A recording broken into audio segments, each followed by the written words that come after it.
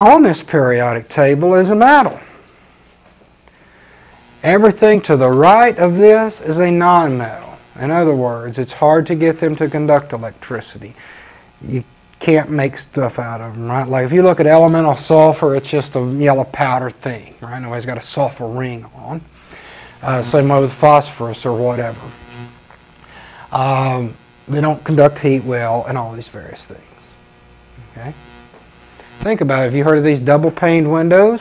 What's inside of a double-pane window? Well, nitrogen, that's true. And in some cases, argon is. Now, inside your window, do you want something that conducts heat like mad or something that does not conduct heat? Something that does not conduct heat, right?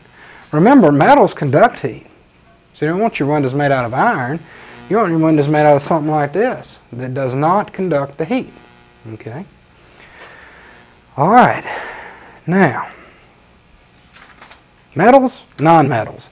Now, what about what touches this stair-step line? In other words, what's on the fringe? First off, those are called metalloids. Except for aluminum. Number 13, aluminum, is considered to be an honest-to-goodness metal. Everything else that touches that stair-step line is grouped into a category called a metalloid, which means this. In some chemical environments, they will behave like a metal. That means they can conduct electricity, they can do all of these various things. And then in some other chemical environments, they can behave as a nonmetal. So they have this kind of a dual personality type of behavior. Take a look at silicon. I mean, isn't that I'm certainly no computer engineer, but isn't that a premise? When working on a computer, it's the switching, right? Sometimes you want it to conduct and insulate, on, off, on, off. Well, it was a wonderful tool. All right. Now they're starting to get them miniaturized, and who knows what they're going to do next, right? But that's where all of that, quote-unquote, Silicon Valley came from. The premise that this is a metalloid and can react both ways based on the way the voltage is applied in the environment that it's in. All right. Are we good? Okay. Now remember I told you I was going to skip this. Well, now we're coming back to it. These are called the transition metals, or the D blocks. Okay. So what does transition mean?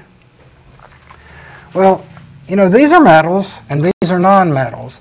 And this portion here, the D block, the center size of that, is what takes you from the left of that periodic table over to these honest-to-goodness nonmetals. All right? Now, on the handout I'm going to give you and that you work on in that, sometimes you will hear chemists talk about what are called main group and what are called representative elements. All right? And those are the first two rows here and these last 6 rows. First 2 rows, last 6 rows. Those are your main group. That's easy to remember. Think about it. Before you walked into this classroom, you've heard of things like aluminum, silicon, carbon, nitrogen, oxygen, sulfur, chlorine, that. You've heard of potassium, you've heard of sodium, magnesium, calcium, common, barium, enema, whatever. So those are main group. That means that those are the stuff that are mainly used in a human-to-human daily activities.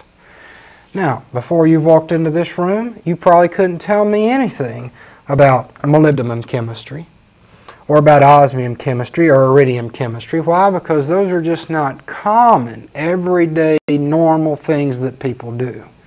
So these are called the transition metals. Now, most of the time in this classroom here, we do main group chemistry, right? Because that's mainly what I'm teaching you to do. In a year or so, you get more into this transition metals. Now, what do you think these are called? If these are transition metals, and these can be pulled up here, what do you think? The inner transition metals, okay? Inner, I-N-N-E-R, inner transition metals, okay? So, let's recap. We have main group, the first 2 and the last 6. We have transition metals, and these are the inner transition metals, okay, or inside the transition metal series here, okay. Okay, now specifically, this top row is called the lanthanides, and it's named after lanthanum. And the bottom row here is called the actinides, which is named after actinum. So we've got lanthanides and actinides right here. Okay? Now, how am I doing so far? Who likes this better than the math? Most everybody. You guys are wearing me out with all this lecturing, right? Let me go over and get some water. I'll be right back. Okay. How do things naturally exist?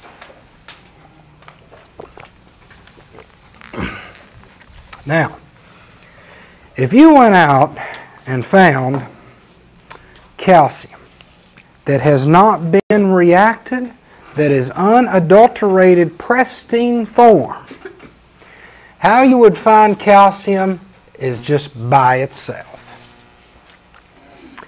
If you went out and you found magnesium, you would find it just Mg.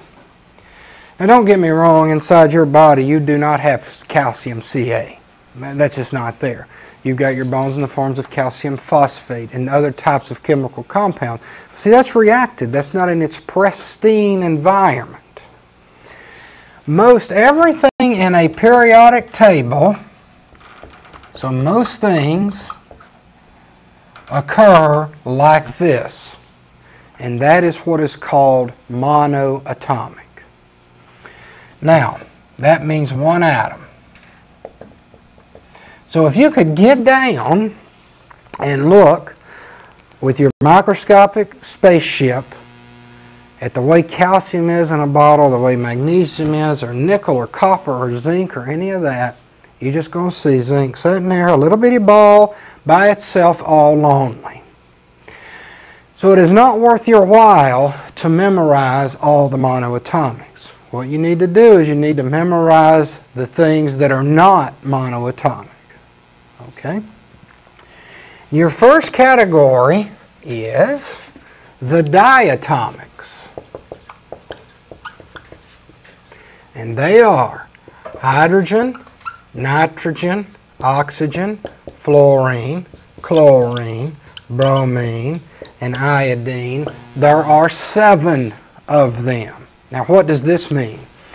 That means if you get down on your microscopic spaceship and you start swimming around and you become eyeball to eyeball with nitrogen, okay? What you will see is you will always see 2 nitrogen atoms together. And I'll go ahead and draw up the Lewis dye structure, even though it's not important at this time. But if you could get eyeball to eyeball with that thing, that's what you would see. A lot of electron density between the nitrogens, 2 lone pairs over here, and they are constantly married. You would never see a single nitrogen by itself. Okay? I mean, unless you were in like a lightning bolt, something with extremes electricity, extreme problems like that, would you ever see anything like that put together? Okay, so here's what I'm going to do. I'm going to pull up the periodic table, and I think I just went to Google and typed in periodic table, but the name of the site is, webelements.com. Okay, now, same periodic table. So how are you going to remember that? Okay, this right here is the number what? 7. Well, how many diatomics are there? Oh, wonderful. You guys are getting good at this.